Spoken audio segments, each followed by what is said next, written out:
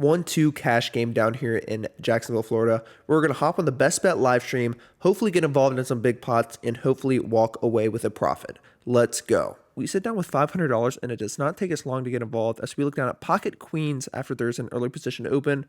We put in a 3-bet to $45 and obviously hoping for some action, which does come. The player on the under the gun straddle, he decides to call the 45.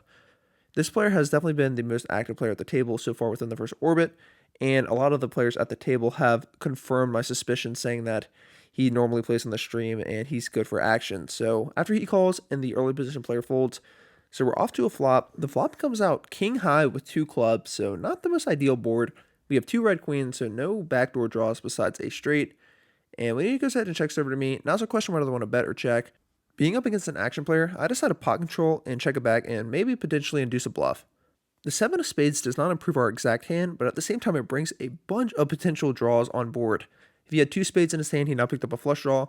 If he has a hand such as 8-6 or maybe like 6-5, he picked up some equity. So when he checks over to me, I feel comfortable in my hand now. I bet $35, maybe hoping to induce a bluff or have a light call. And that is exactly what happens. He raises it up to $150, leaving himself with around $250 behind. So at this point, now I have to think, would he really ever be doing this with a king? And I think the answer is pretty clearly no. I don't think checking both streets and then raising the turn, I just don't think this would ever happen. If he had a hand like ace-king, he'd probably be re-raising pre-flop. If he had a double block king-queen, so I think a king is just 100% off the table. That being said, I think he's now weighted towards draws, so I decide to just make the flat call and to keep a lot of his bluffs in his range on the river. So heading to the river, I've already made my mind up that if the river is a brick, I'm going to be calling off any size bet. So when the river's another 7, this is exactly a card that fits that criteria. It doesn't change much. He'd never be taking this line with a 7. So when he goes ahead and bets an amount that I honestly wasn't even sure of at the moment, I just go ahead and snap it off, and our suspicions were correct as he says we are good. Or he's going to probably use it for his vlog. And that's just having the right read on the situation. Yeah. The check raise on the turn looked interesting. Yeah. But nonetheless, Harry didn't want to fold his overpair, knew where he was, figured he didn't have a king, and he made the right read, and he gets paid the maximum and lets his opponent bet into him. Some time passes before getting involved in another one, and so far the theme at the table is a lot of limping, so we're definitely going to be playing hands in position by raising. So when we go ahead and look down at Jack 3 of spades on the button after there's a limp to us, I raise it up to $20, trying to play this hand in position. Relative to the game, we are a fairly deep stack, being a 2-2 game, so having around $900 on my stack covering the whole table, I'm pretty comfortable playing most hands in position in a raised pot. So that's what I do this time, and Free Willy, he calls in the 6 seat. The flop brings no help to my hand. It is queen 6-6, and boards like these, I think they're going to favor my range a little bit more. I can have all the queen X and all the overpairs. When he checks over to me, I throw out a bet of $15. Honestly, not really expecting this to get through all the time, but I'm planning on applying a lot of pressure on good turn cards. And Free Willy does, in fact, make the call, so we're off to see a turn, which is an ace of diamonds. So it completes a front door flush. But this card, once again, is very good for my range. I don't expect Free Willy to have too many aces here, while I can have a lot more than him. And at the same time, I expect Free Willy to maybe play his flush draws a little bit more aggressively on the flop. Free Willy does check it to me. If he doesn't have a flush, a 6, or a ace, it's really going to be hard to call a larger sizing. So I throw out $70.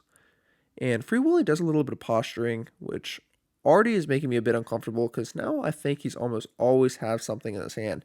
Free Willy does decide to call the pot size bet of $70, so at this point, I'm most likely going to be shutting down on a lot of rivers. The 10 of spades is probably another good one to barrel on, but when Free Willy goes ahead and leads out into me, we have nothing other to do than fold here. If he's bluffing here, good for him, but we cannot make the call with Jack High. So we quickly release, and we're off to see another one. In this next hand, JDP, who's the action player at the table, opens up the action to $10 in the +1 position. Chase, who's on the button, who's definitely a competent player, he bumps it up to $50. Literally in the hand prior, Chase got stacked, so I think he could be maybe on a little bit of tilt. Also, being on the button, it just makes him way more likely to be doing this light, but as you guys can see, he actually does have a pretty good hand. He has ace-king. Now, when I wake up with Jacks in the small blind, it is a bit of a decision, but Jacks, I'm just not going to be flatting here, and I'm certainly not going to be folding, so I put in the 4-bet, planning on just going with it against Chase just based on the table dynamics and just the previous hand. So I raised it up to $210, just obviously planning on calling any jam. JDP goes ahead and folds, and Chase thinks for a little bit, having around $400 in a stack to start the hand, and he decides that all 400 are going in the middle. If he has aces, kings, queens, so be it, but I'm just not going to be folding against Chase in this one. So I quickly make the call, and we're off to see 5 cards in the biggest pot that I've played so far in this session. Holy damn! What the hell is that? That's a good hand. 3. Ooh, I hit the pair. I'm a junk for it. We both announce our hand before the flop comes out, so now I know what I need to fade, and I'm actually liking the situation a lot more. An 8-high board with 2 hearts is really good for our hand. The Queen of Hearts is also good because now we pick up a flush draw, but as I say that and think that, Chase throws out his cards which contains an Ace of Hearts, so now we have to fade even more out, hoping that we don't see an ace, king, or heart on the river. Luckily for us, the 6 of spades comes through on the river, the most dud card possible, and we go ahead and scoop almost a $900 pot. He had 2 overs, the nut flush draw. If I'm Chase, I'm going home. In this next hand, we are on the button, and action goes ahead and folds over to me. I look down at a pretty fun one and definitely a good one to open up. We look down at 6-5 of spades on the button.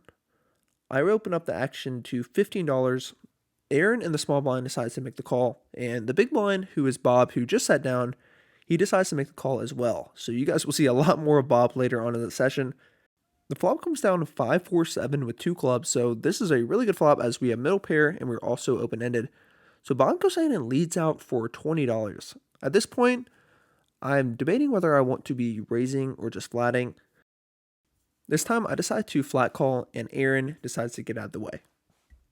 The turn is a queen of clubs, which brings in the front door flush, and now there is an overcard. So when Bob goes in and checks it to me now, I'm thinking whether I want to be turning my hand into a bluff or decide to just take all my equity and all my showdown to the river. I believe both have its merits, but I think Bob would definitely continue betting a flush, and I don't think he ever really has a queen here. So after thinking for a little bit, I think I do have enough showdown and enough equity to just go to the river. So that's what I do. I check it back, and we're off to see one more card. Hoping to see a good one, which is exactly what we get. The river is another 5, so we get a very sneaky trips here on the river. But as you guys can see, our hand was already, well ahead, as Bob doesn't have much of anything. This time, Bob does decide to lead out. Bob decides to lead out for a pretty small sizing. Bob throws out $30, and action is now on me. Bob has around $374 behind, so, playing for stacks just isn't really in the question here. But obviously, now's a question of whether I want to be raising or just flatting, and I think raising is pretty straightforward. Once again, I don't think he ever has a flush here. We can get value from a queen, which once again, I don't think is really unlikely. I think what he's most likely to have here is maybe a busted draw, maybe like a 6 himself, which he's not going to call a raise regardless, or a 7 that he's going for a thin value. So that being said, I just do a smaller raise to $80. I don't want to size up too large to maybe fold out a 7, which, the way he split the hand so far, it almost always looks like a 7, or just complete air, which is exactly what he has. So Bob pauses for a little bit and says that he has a flush and he thinks I have a full house. So right when he says this, I know that he's probably just telling stories. He's really not telling the truth. So yeah, I'm pretty confident that he's going to fold, which is in fact what he does. He lets it go, and we scoop another good one. And luckily, by us playing this hand passively, we actually win what is most likely the maximum. So happy to take down a few dollars in this one. A lot has changed in this exam. The most obvious being I had to take down the man bun because a lot of friends texted me while I was at the table and said that it looked stupid. So I obliged, I trusted them, and I took it down. But we also, more importantly, have pocket 10s in the big blind after having 3 lumps to us. So definitely not going to be limping here. I raised it up to $40, which the way the action has been had at the table, I think this is actually might be a little bit small. Just because so many players are just calling with such marginal hands, as you guys see here. Bob just flats in the +1, and then the owner, he calls with ace-5 suited. So we're going to this flop at a position which comes 10 high. Literally just sun running in this live stream session, but it is somewhat connected as there is a 3 and a 5 of clubs on board. So if someone has like a suited wheel, or obviously clubs, or maybe even like hearts, or another 10, they're probably going to be calling a bet. So with 3 players in the pot, Even though we have top set and so much of the board locked, I don't really care to slow down. So I throw out $45. Bob gets out of the way, and the owner, he decides to make the call with middle pair and a backdoor flush draw, leaving himself with around $130 behind. The turn is a 3 of hearts, which fills us up. We have the second nuts, only losing to pocket threes. Action starts off with me, and it is a bit awkward now because we have so much of the board locked up, and on a paired board, he's going to be less incentivized to, chase a draw if I bet a large sizing. But on the flip side, if I bet a smaller sizing, it's just going to signify so much strength. So with around a half pot size bet left, I think really the only way to do it is go all in, which is exactly what I do. The owner thinks for a little bit, and he does make a call, which is great. So we're obviously going to be winning this hand. He quickly throws over ace-5 suited, so he thinks that his hearts and maybe his ace are live. But unfortunately for him, we already have a full house, so he's actually drawing dead. We could run this board a million times and I'd win every single one. So in the Jack of Clubs, Peels doesn't change a single thing as we scoop a $500 pot. Once again, nothing's changing. Literally just sun running and cannot miss a single board and playing pretty straightforward so far. In this next game, we're in the cutoff with Jack 10 offsuit. Free Willy limps to me and I raise it up to $20. Bob in the small blind with Queen 3 offsuit decides to make the call. And Free Willy says that he's getting a good price, so he's going to tag along as well. So we're going 3 ways to a flop in position, which is exactly what we want. The board comes out ace high, which is great for our range. We don't really have much of anything besides a backdoor straight draw. There is a potential flush draw on board, but with an ace on board, once again, this is just going to be too good for us not to be c-betting here. So I threw out $30. Any ace is going to continue, any flush draw is going to continue, but luckily for us, none of these players have anything, and we play the board to our advantage, and we take down a pretty decent pot once again.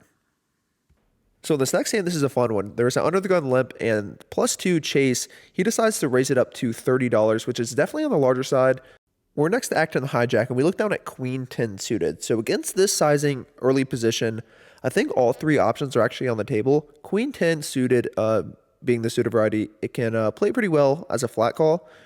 But I am going to take the more aggressive route. I'm going to raise it up to $125, which I think the sizing, considering his chip stack, it might be a little bit too big.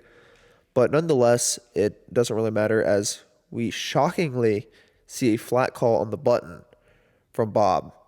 As you guys saw earlier, Bob is definitely the action player, so I'm not too worried about this flat call. If he had any hand better than, I think, 10s, I'm pretty sure he just would have went with it pre-flop. So I'm not, as weird as it sounds, I'm really not that concerned about a flat call of $125. Anyways, action does fold back around to chase. And we picked a good time to squeeze because, as you guys can see, he does have ace-jack suited, and this hand, I'm sure he's aware, just doesn't function that well as a flat call. So he lets it go, and we're off to see a flop out of position against Bob. The flop comes down king high with 2 spades, so all around we have a really good flop considering that we don't have anything at the moment except queen high. This board's definitely good for our range. Being a king on board, we could easily have ace-king, king-queen, etc. So that being said, with Queen 10 suited, definitely going to be putting in a bet on this flop and probably just applying max pressure on the turn.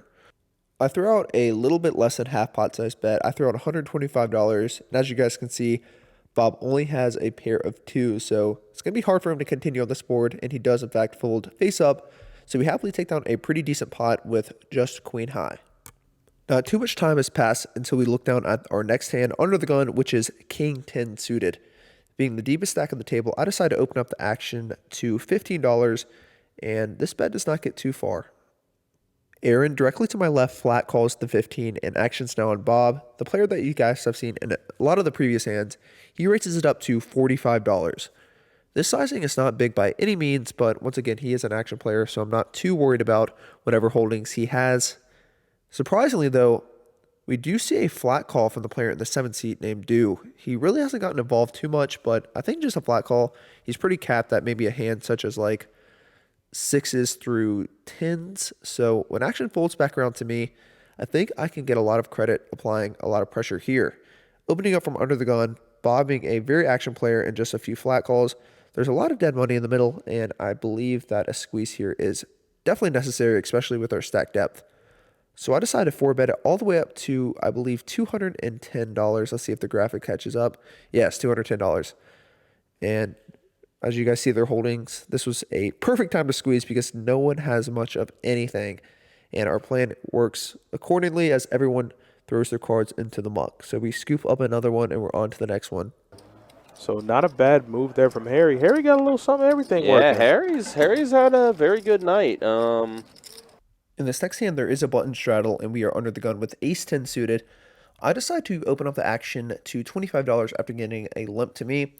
JDP, who's another very action player, decides to flat my $25, and it does fold back around. So we're going to be playing this pot heads up out of position. The flop is pretty good. The flop comes down ace high with 2 diamonds. So we do have a backdoor nut flush draw along with top pair.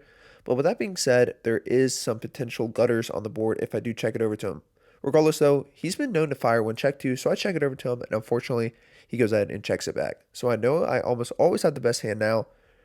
The turn is a 6 of spades, so if he has a hand that contains a 5, he now picked up some equity. So I'm going to be throwing out a bet, trying to get value from maybe any middling pairs. So I throw out a $25 bet, and unfortunately, he doesn't think for too long and quickly lets it go. As you guys can see, he did not have much of anything.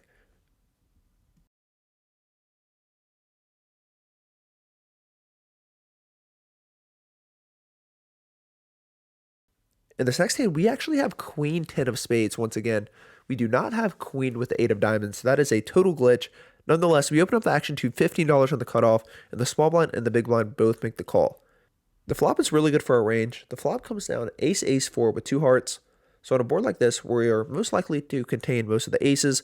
So when action checks to me, I throw out a smaller bet, planning on barreling on any cards that improves us or gives us more equity. So when action checks to me, I throw out a smaller bet of $15. I don't think I need to go too big on this board, considering that any ace is going to continue, and I expect many middling pairs to continue as well.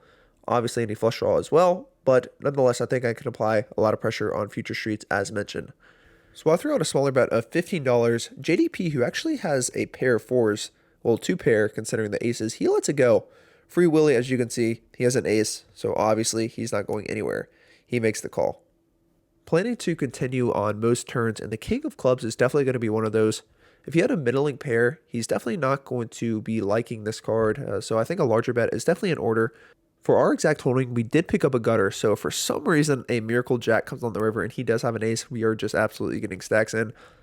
This time I go a little bit bigger. I throw out a 2/3 pot size bet. I throw out $50, and once again, as you guys know, Free Willy does have an ace, so he goes ahead and snap calls. Based on how quickly he called, I'm almost always putting him on a very weak ace or some sort of draw, which is most likely going to be a flush draw. So on most rivers now, just solely based on his timing of his call, I'm definitely going to be applying a lot more pressure. The 7 of clubs rolls off on the river, and he checks it over to me.